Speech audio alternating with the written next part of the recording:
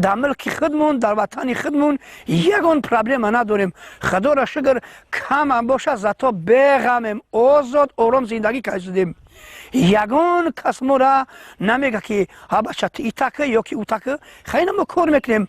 مثلا هنرهای ملی رشد سیاحی ما را ای تمامی نمودین علاق پاتنت آزاد کردگی ای. ای تمامی نمودین علاق پاتنت آزاد کردگی ای.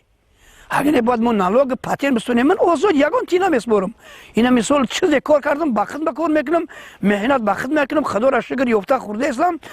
باور که 1000 کس میشناسم نه یک کس دو کس نه 1000 کس در همین جد همین ملک خودم در وطن خودم بشناسم بس همی با من همین احترام همین مردم خدا را شکر با من بس ای تیا کوره که بلاد یک کس را احترام کنه تو بگه که بچه فلانی تو در خلق خدمت کردی یا مهنت کردی یا چی کردی او چی گپای او مسلمانگریش همین خیلی میشوه